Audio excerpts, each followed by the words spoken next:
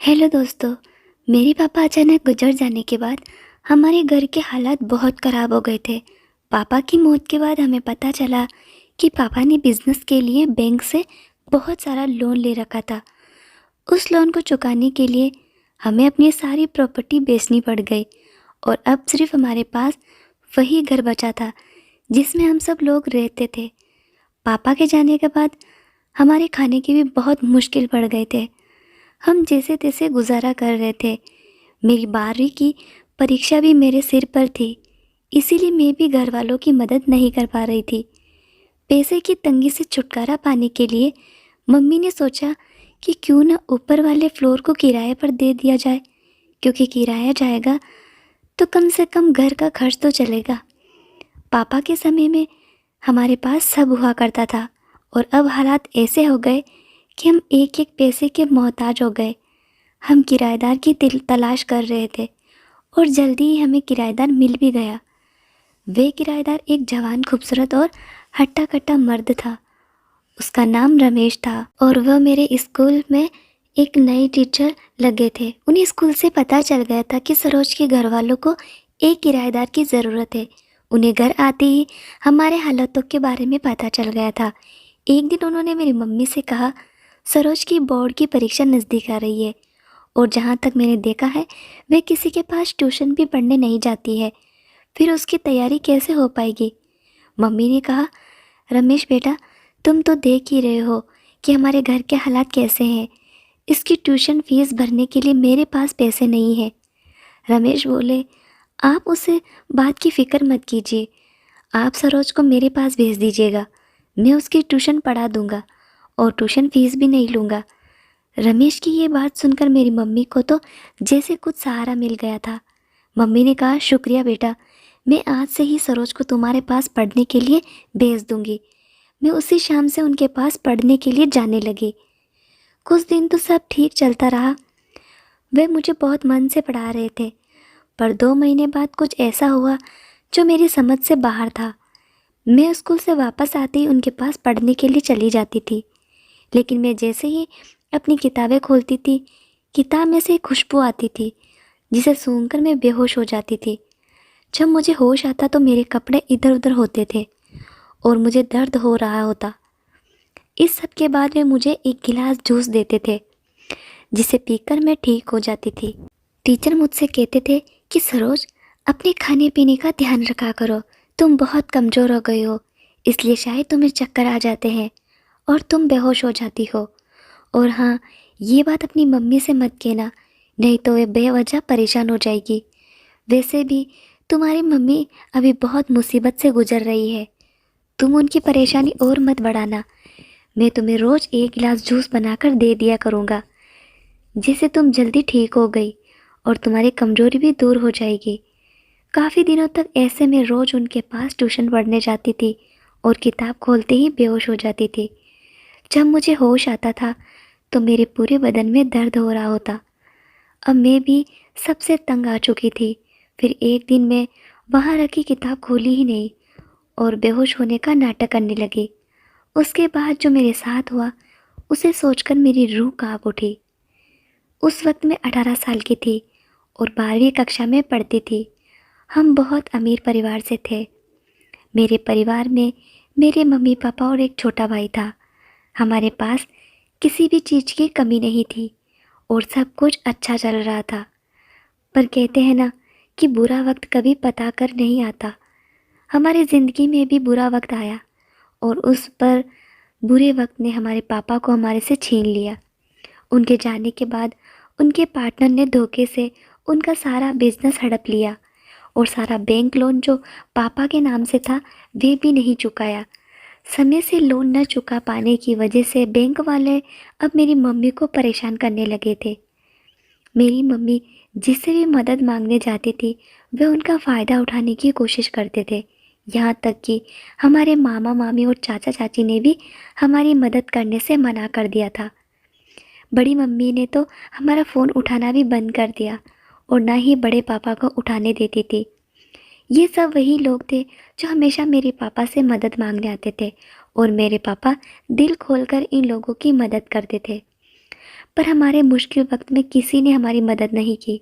मेरे चाचा जी, उनकी उम्र ज़्यादा होने की वजह से शादी नहीं हो पाई थी। जब मेरी मम्मी उनसे मदद मांगने गई तो उन्होंने प्रस्ताव रखा, अगर वे उनके साथ पति पत्नी वाला रिश्ता रखेगी तो वे पापा का सारा कर्जा चुका देंगे और उनके बच्चों का भी ख्याल रखेंगे। मेरी मम्मी को उनकी बातों से इतनी घिन आई कि वे फिर किसी के पास मदद के लिए नहीं गई। मम्मी ने पापा के ऑफिस के अलावा सब कुछ बेच दिया था और सारा कर्जा चुका दिया और बचे हुए पैसों से एक छोटा सा घर खरीद लिया। अब हमारे पास बचत के नाम पर कुछ भी नहीं था। एक टाइम के खाने के बाद हमें ये भी पता नहीं होता था कि दोबारा खाना मिलेगा भी या नहीं। मेरा छोटा भाई बहुत छोटा था। जब वे दूध के लिए रोता था तो मेरी मम्मी उसे पानी में चावल का आटा घोलकर पिला देती थी। हमारे बहुत ही बुरे दिन आ गए थे। जब मम्मी को लगा कि ऐसे गुजारा नहीं हो पाएगा तो उन्होंने कोई काम धंधा करके सोची। बहुत हाथ पैर मारने के बाद उनको एक अस्पताल में नर्स की जॉब मिल गई थी, पर उनकी सैलरी इतनी नहीं थी कि हमारे सारे खर्च निकाल सके। मेरी मम्मी जैसे तैसे मेरे स्कूल की फ़ीस तो भर देती थी, पर ट्यूशन की फ़ीस ना भर पाने की वजह से ट्यूशन टीचर ने मुझे क्लास में आने से रोक दिया था। एक दिन मेरी एक पड़ोसन ने मेरी मम्मी को सलाह दी कि क्यों ना आप अपने घर का ऊपर वाला फ्लोर किराए पर उठा दो, इससे आपको 4 पैसे भी मिल जाएंगे। मेरी मम्मी को उनकी ये बात अच्छी लगी और उन्होंने घर के बाहर किराए का बोर्ड लगा दिया। इस दौरान मेरी मुलाकात मेरे एक सीनियर नैतिक से हुई। क्योंकि मेरा ट्यूशन जाना बंद हो गया था तो मेरी मम्मी ने नहीं कहा था कि जब तक तुम दोबारा ट्यूशन शुरू नहीं करती तब तक नैतिक से ही प्रॉब्लम पूछ लिया करो। ऐसे ही हमारी बातें शुरू हुई थी और फिर हम अच्छे दोस्त बन गए। कुछ दिनों बाद हमारी क्लास टीचर सलोनी मैम अपनी मैटरनिटी लीव पर चली गई और उनकी जगह पर एक नए क्लास टीचर आए। उनका नाम रमेश था। जब मैं पहली बार उनसे मिली थी तो मुझे उनका स्वभाव बहुत अच्छा लगा था। वे उतने खुश मिजाज थे कि कोई भी उन पर आसानी से भरोसा कर सकता था। एक बार उन्होंने हमारी क्लास में कहा था कि वे इस शहर में नए आए हैं और उन्हें घर ढूंढने में बहुत परेशानी हो रही है। उनकी ये बात सुनकर मुझे याद आया कि हमारे घर में भी एक किराएदार की ज़रूरत है। क्यों ना मैं अपने टीचर को ही अपने घर का किराएदार बना लूँ। यही सोचकर मैंने उन्हें अपने घर का पता दे दिया और शाम को घर आने के लिए बोला। जब ये बात नैतिक को पता चली तो उसने एतराज़ जगाते हुए कहा कि सरोज, तुम और तुम्हारी मम्मी घर में अकेले रहते हो, तुम जवान हो, तुम्हारी मम्मी भी ज़्यादा बूढ़ी नहीं है, ऐसे में तुम लोग एक जवान लड़के को अपने घर में किराएदार कैसे रख सकते हो, और वे भी तब जब तुम उस लड़के को बिल्कुल नहीं जानती हो। जब तक नैतिक की बात मुझे समझ आई तब तक बहुत देर हो चुकी थी और रमेश सर हमारे घर आ चुके थे। मेरी मम्मी को रमेश सर का स्वभाव बहुत पसंद आया था। वे कभी ज़्यादा बात नहीं करते थे, बस सीधे स्कूल जाते थे और वापस अपने कमरे में आ जाते थे। कुछ दिनों में उन्होंने अपनी बहुत अच्छी इमेज बना ली थी। उनके पास कुछ बच्चे भी ट्यूशन पढ़ने के लिए आया करते थे और जब उन्हें पता चला कि मैं पैसों की वजह से अपनी ट्यूशन छोड़ चुकी हूँ तो उन्होंने मेरी मम्मी से कहा कि आप सरोज को भी मेरे पास ट्यूशन पढ़ाने के लिए भेज सकते हो। उससे पैसे नहीं लूँगा, पर हाँ सबके बाद भेजिएगा क्योंकि जो बच्चे आते हैं वे छोटे बच्चे हैं और सरोज को 12वीं के लिए ट्यूशन देनी होगी। नैतिक को ये बात भी खटकी थी। वे चाहता ही नहीं था कि मैं रमेश सर के पास ट्यूशन जाऊँ। अगर उन्हें दया ही करनी है तो सबके सामने करे, पीछे से क्यों। वे बोला, देखो सरोज, मुझे इसके इरादे कुछ अच्छे नहीं लग रहे हैं। कल ही मैंने इसे कुछ आदमियों के साथ देखा था जो दिखने में गुंडे जैसे लग रहे थे। उन लोगों के साथ एक लड़की भी थी जो गाड़ी की पिछली सीट पर सो रही थी। उस वक्त मैंने ध्यान नहीं दिया, पर अब मुझे लगता है कि शायद वे लड़की बेहोश थी।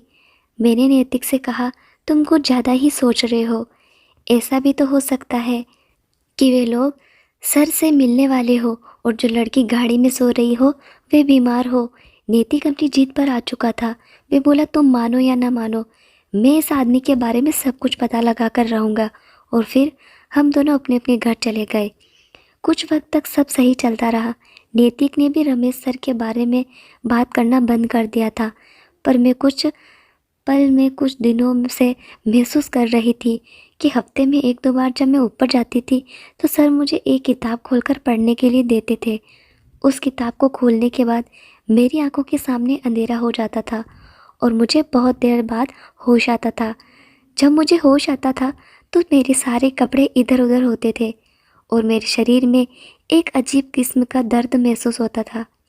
मेरे उठने के बाद सर मुझे एक गिलास जूस देते थे और कहते थे कि शायद तुम अपने खाने पीने पर ध्यान नहीं देती हो, इसीलिए तुम कमज़ोर होती जा रही हो। वह जूस पीने के बाद मैं अच्छा महसूस करने लगती थी।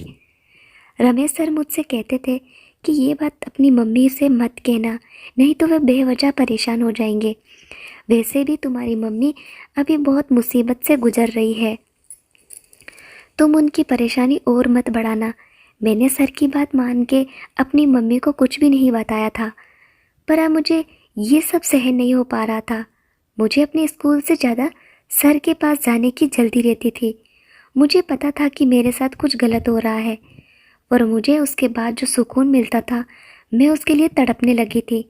अब नेति को भी मुझ में अजीब बदलाव महसूस हो रहे थे।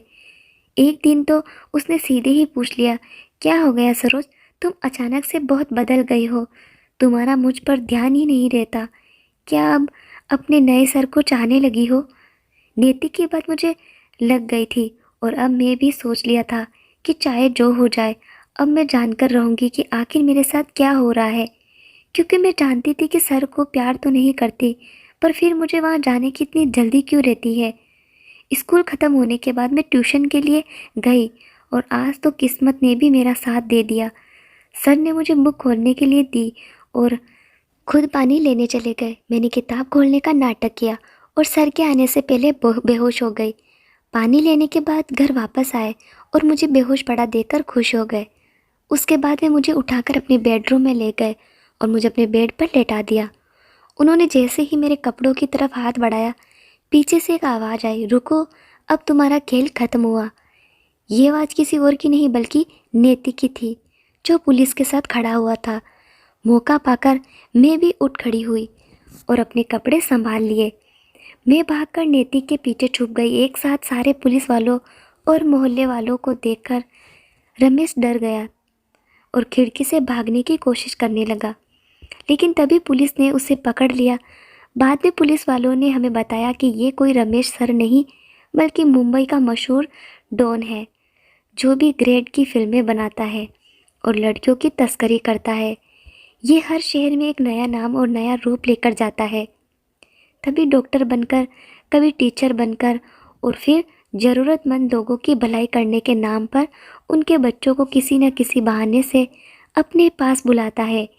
ये उन बच्चों को नशीली दवाइयाँ देकर बेहोश कर देता है और फिर उनके साथ गंदा काम करके उसकी फिल्म बनाकर बेचता है, और कभी कभी तो अच्छा ग्राहक मिलने पर पूरी की पूरी लड़की ही बेचकर भाग जाता है। ये हर शहर में एक नया क्राइम करता है और फिर वहाँ से भाग जाता है। इसीलिए ना जाने कितनी मासूम की ज़िंदगी बर्बाद की है।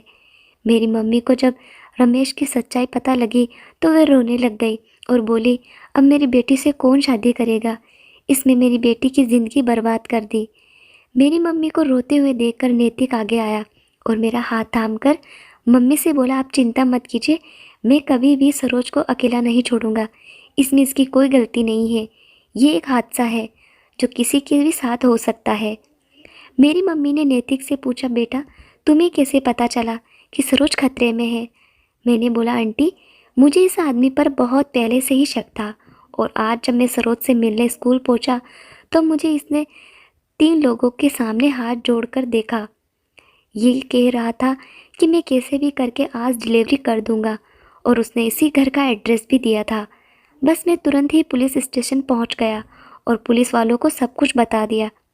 इस हादसे को हुए 1 साल हो चुके हैं और मेरी और नेति की शादी भी हो चुकी है। अब हम दोनों अपनी ज़िंदगी में बहुत खुश हैं। तो दोस्तों, आपको ये कहानी कैसी लगी? अच्छी लगी हो तो लाइक, शेयर एंड चैनल को सब्सक्राइब ज़रूर कर दें। धन्यवाद।